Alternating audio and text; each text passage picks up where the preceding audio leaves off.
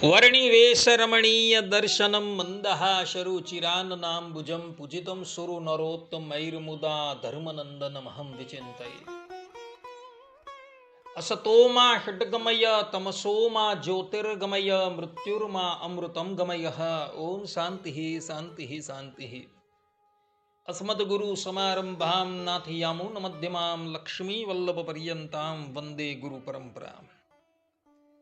આજની જ્ઞાન સભાની અંદર પધારનારા બધા જ ભગવત ભક્તોને વેદાંતાચાર્ય, પુરાણ ઇતિહાસ આચાર્ય, એમ.એ. ફિલોસોફી શાસ્ત્રી રાકેશભાઈના હેતપૂર્વક જય સ્વામિનારાયણ.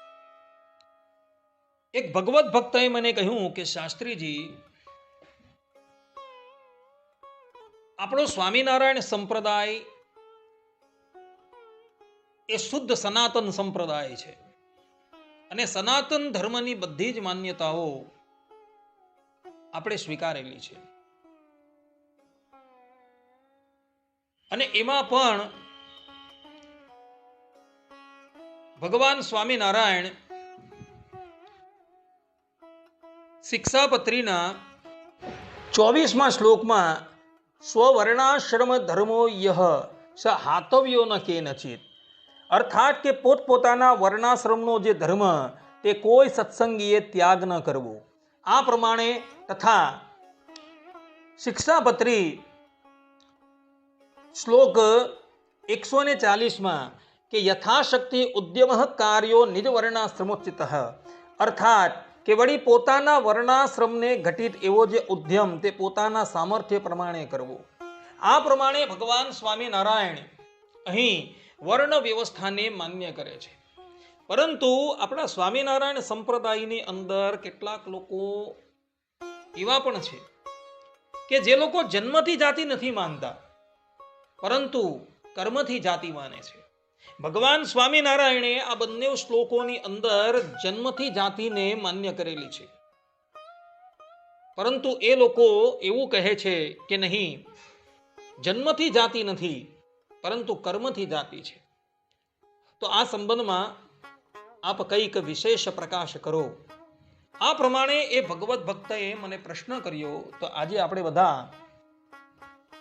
જાતિ જન્મથી નહીં પણ કર્મથી છે એવી માન્યતા ધરાવનારા ભ્રાંતોને, એટલે કે જેનો સ્ક્રૂ ઢીલો છે એવા લોકોને રાકેશ શાસ્ત્રીનો ઉત્તર આ વિષય પર થોડી વાત શ્રવણ કરશું. તો બધા જ શ્રોતાગણો ધ્યાનપૂર્વક આ પ્રવચન શ્રવણ કરે અને એને આત્મસાત કરી લે.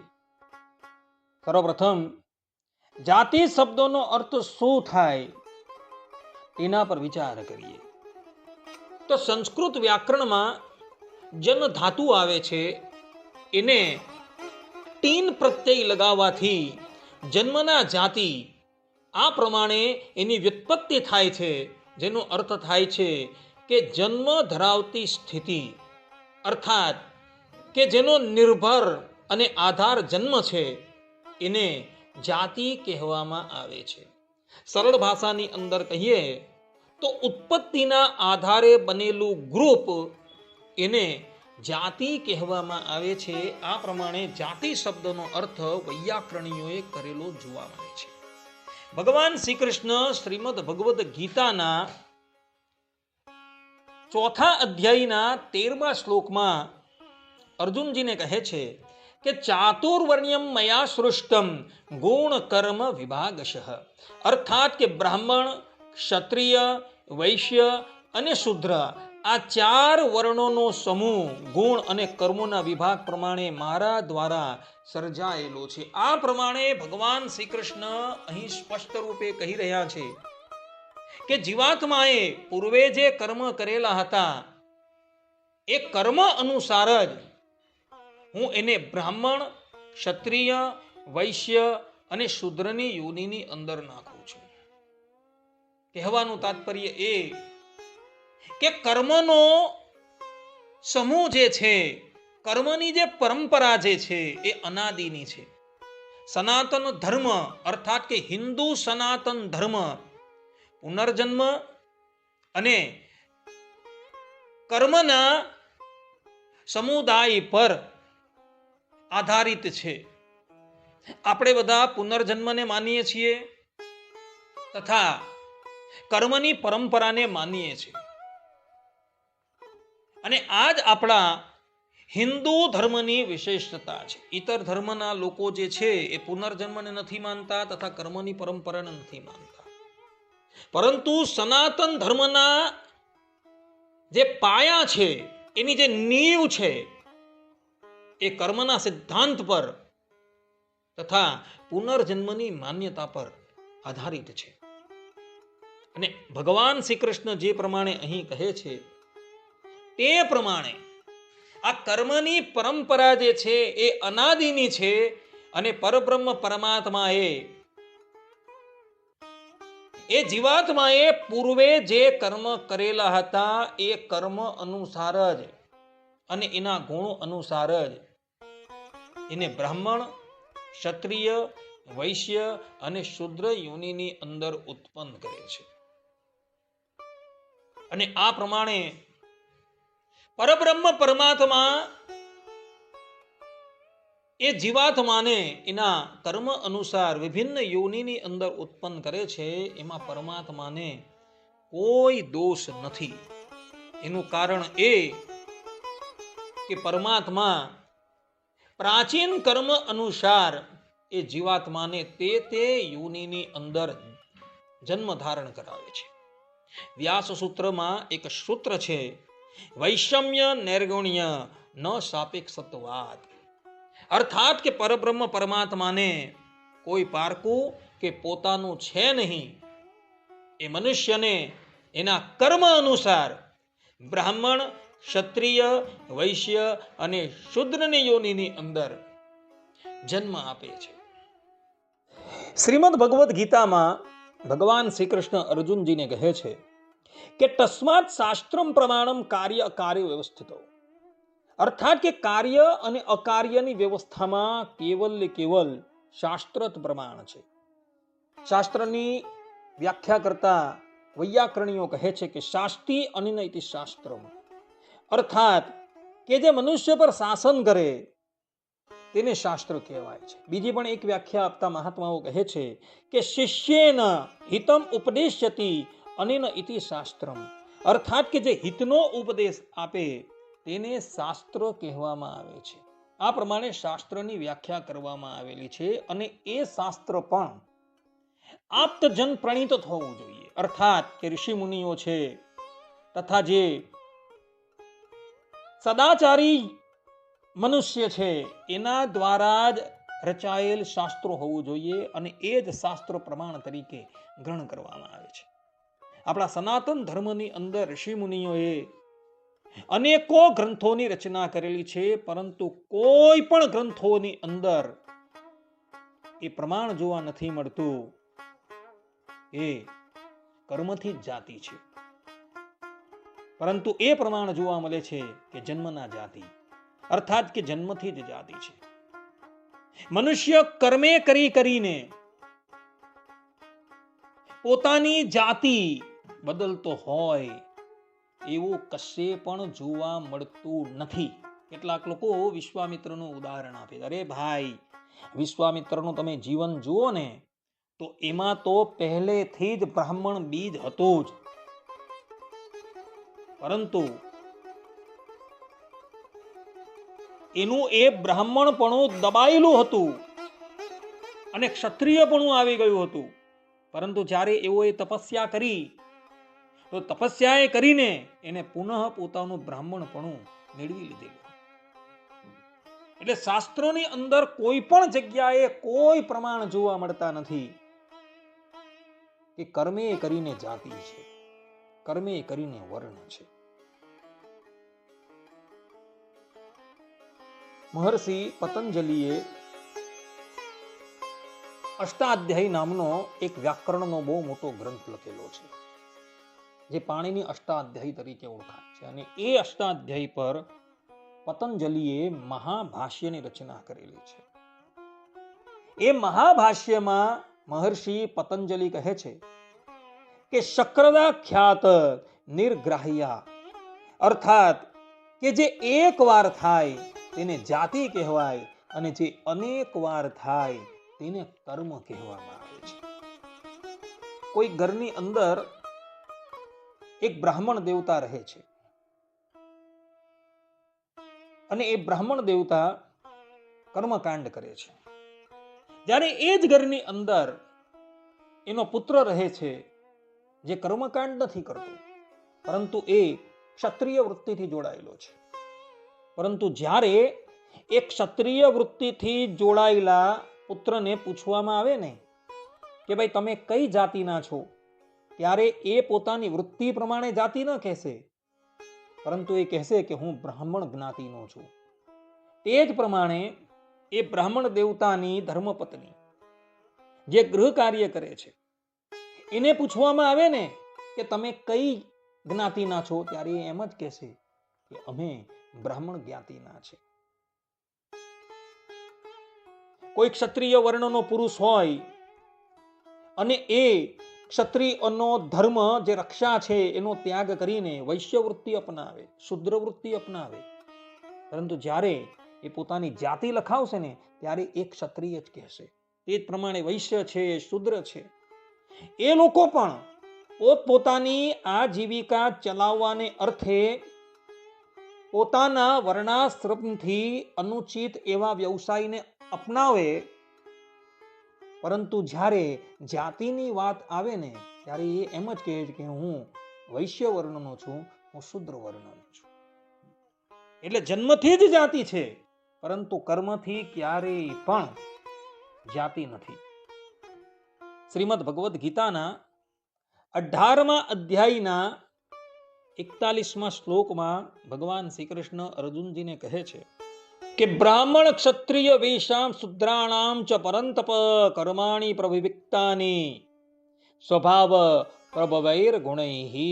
અર્થાત કે હે પરંત બ્રાહ્મણો, ક્ષત્રિયો, વૈશ્યો તથા શુદ્રોમાં ભૌતિક પ્રકૃતિના ગુણો દ્વારા ઉત્પન્ન થયેલા તેમના સ્વભાવ પ્રમાણે તેઓના કર્મો નક્કી કરવામાં આવેલા છે. આ પ્રમાણે ભગવાન શ્રી કૃષ્ણ પોતાના સ્વમુખે કહી રહ્યા છે કે બ્રાહ્મણ છે, ક્ષત્રિય છે, વૈશ્ય છે, શુદ્ર છે, એઓની અંદર જે ગુણ પ્રધાન છે એ અનુસાર જ એમના કર્મો નક્કી કરવામાં આવેલા છે. બ્રાહ્મણ દેવતામાં સમ છે, દમ છે ઇત્યાદિ કરવાની અતિશય શક્તિ હોય છે, અને એટલે માટે બ્રાહ્મણનો ધર્મ જે છે એ વેદનું અધ્યયન કરવું અને અધ્યાપન કરાવવું. કારણ કે બ્રાહ્મણનો દેહ જે છે એ તપસ્યાને માટે છે, પરંતુ ક્ષુદ્ર વિષય ભોગવવા માટે નથી. એટલે ભગવાને એના પૂર્વેના કર્મ અનુસાર એના દેહની એવી રચના કરેલી છે કે સરળતાથી વેદને ભણી શકે છે અને ભણાવી શકે છે. એ જ પ્રમાણે ક્ષત્રિયોના શરીરની રચના જ એવી કરવામાં આવેલી છે કે એ સરળતાથી બધાની રક્ષા કરી શકે છે. એની અંદર ઉગ્રતા વધારે હોય છે. તે જ પ્રમાણે વૈશ્યની બુદ્ધિને ભગવાને એવી તો વિકસિત કરેલી હોય છે કે એ ક્રય વિક્રયની અંદર હંમેશા નિપુણ હોય છે. એમ શુદ્ર વ્યક્તિ છે એ સેવા જેટલી કુશળતાથી કરી શકે છે એવી સેવા બીજા 3 વર્ણના લોકો નથી કરી શકતા, કારણ કે એ જ એના ગુણ પ્રમાણે એના કર્મની અંદર પ્રવૃત્ત થાય છે. અને આ કળિયુગની અંદર તો શુદ્રની જ શ્રેષ્ઠતા બતાવેલી છે. વિષ્ણુ પુરાણમાં ભગવાન વેદવ્યાસજીનું આખ્યાન છે, એની અંદર એવો પોતે કહે છે કે આ કળિયુગની અંદર તો શુદ્ર જ શ્રેષ્ઠ છે, કારણ કે એ કેવલ સેવારૂપી કર્મ કરીને પરમાત્માની પ્રાપ્તિ કરી લે છે, કે જે બ્રાહ્મણ, ક્ષત્રિય અને વૈશ્ય સરળતાથી પ્રાપ્ત નથી કરી શકતા. એ શુદ્ર કેવલ સેવા વૃત્તિથી એ પરમાત્માની પ્રાપ્તિ કરી શકે છે. માટે ભક્તો, ભગવાને આપણે જે જ્ઞાતિની અંદર જન્મ આપેલો છે, આપણા પૂર્વ કર્મ પ્રમાણે આપણે જે જાતિમાં જન્મ આપેલો છે એ જાતિ અનુસાર જ આપણે કર્મ કરવાના છે, અને એ જ આપણે ભગવાનની બહુ મોટી સેવા કરી રહ્યા છે. અત્યારના કેટલાક અજ્ઞાનીઓ ભ્રાંત લોકો એવું કહે છે કે જાતિ જન્મથી નથી પરંતુ કર્મથી છે. એ લોકોએ આ શ્રીમદ ભગવદ્ ગીતાના શ્લોકો છે તથા પાણીની અષ્ટાધ્યાયી પર જે મહાભાષ્ય છે એ જોવાની ખાસ જરૂર છે. કોઈ વ્યક્તિ છતાં પણ દુરાગ્રહ વસાત એવું કહે કે નહીં અમે તો કર્મથી જ જાતિ માનીએ છીએ, તો એને કહેવાનું કે તમે પ્રાતઃ કાળે ઊભા થાવ છો ત્યારે લઘુ શંકા અને દીર્ઘ શંકા કરવા માટે જાઓ છો ત્યારે તમે શુદ્ર થઈ ગયા. પછી નાહી ધોઈ પવિત્ર થઈ ઠાકોરજીની સેવા કરવા માટે બેસો છો ત્યારે તમે બ્રાહ્મણ થઈ ગયા. ત્યારબાદ કોઈક વિવાદ થાય અને વિવાદ તમે કરવા માટે ઊભા થાવ તો તમે ક્ષત્રિય થઈ ગયા. અને પોતાની વૃત્તિ અને વ્યવસાય પર તમે ગયા તો તમે ત્યાં વૈશ્ય થઈ ગયા. આમ દિવસની અંદર તમે 4 વખત જાતિ બદલો છો. અને એ જ વ્યક્તિને પછી જઈને પૂછવામાં આવે કે તમે કઈ જાતિના છો, ત્યારે એ વ્યક્તિ જે જ્ઞાતિની અંદર પ્રગટ થયો છે એ જ જ્ઞાતિનું એ નામ દેતો હશે. છતાં પણ મૂર્ખતાવશ એ બધાને કહેતો ફરે છે કે નહીં, કર્મથી જાતિ છે, વર્ણથી જાતિ નથી, પરંતુ કર્મથી જાતિ. આવો કહેનારાઓ જે છે ને એ કળિયુગના ધર્મને પુષ્ટ કરે છે. આવા લોકો કેવલ વાચાળ છે. એ લોકોને શાસ્ત્રોનું કોઈ જ્ઞાન નથી. નથી વ્યાકરણનું જ્ઞાન, નથી વેદાંતનું જ્ઞાન, નથી તો પુરાણોનું કે ધર્મશાસ્ત્રોનું જ્ઞાન. એ લોકો કેવલ ને કેવલ મીઠી મીઠી વાણી દ્વારા લોકોનું મનોરંજન કરી લોકોને દિગ્ભ્રમ કરતા હોય છે. શ્રીમદ ભાગવતમાં 12મા સ્કંદના 2જા અધ્યાયમાં કળિયુગના ધર્મો લખેલા છે. તો એ 12મા અધ્યાયના 4થા શ્લોકમાં સુખદેવજી મહારાજ કહી રહ્યા છે કે અવૃત્યા ન્યાય દૌર્બલ્યમ પાંડિત્ય ચાપલમ વચઃ. અર્થાત કે કળિયુગની અંદર જે બોલવામાં જેટલો ચતુર હશે તેને તેટલો મહાન પંડિત માનવામાં આવશે. પરંતુ જેની પાસે વાકછટા નથી, પછી ભલે એ ગમે એટલો ભણેલો હોય છતાં પણ મધુર બોલવામાં એ કુશળ નથી, તેની બધા ઉપેક્ષા કરી દેશે, એવો અધ્યાર્થ અહીં કહેવામાં આવે. તો જે લોકો એ પ્રમાણે કહે છે કે કર્મથી જાતિ છે પરંતુ જન્મથી જાતિ નથી, એ લોકો કેવલ ને કેવલ બોલવાની અંદર જ મધુરતા બતાવે છે. અને એને લઈને બધા લોકો એને પંડિત કહેતા હોય છે. પરંતુ ભાઈ, જે શાસ્ત્રની અંદર લખેલું છે ને એ જ સનાતન સત્ય છે, બીજું કોઈ સત્ય નથી. જે શાસ્ત્રોમાં છે તે જ માન્ય રાખવાનું છે. અને જે લોકો બોલવામાં મધુરતા વાપરી લોકોને દિગ્ભ્રમ કરે છે એ લોકો પોતે તો અધોગતિના માર્ગ તરફ જાય છે, પરંતુ સાથે સાથે બીજાને પણ લઈ જાય છે. માટે એ લોકો સાવધાન. શાસ્ત્રોની અંદર જન્મથી જ જાતિ બતાવેલી છે, કર્મથી જાતિની વાત જ કહેવામાં આવી નથી. આટલું કહીને હું મારા પ્રવચનને અહીં વિરામ આપું છું. સર્વે સંતુ નિરામયઃ, સર્વે સુખિનો ભવંતુ, સર્વદ્રાણી પશ્યંતુ, મા કશ્ચિત દુઃખ ભાગ ભવેત. અસ્તુ. જય સ્વામિનારાયણ.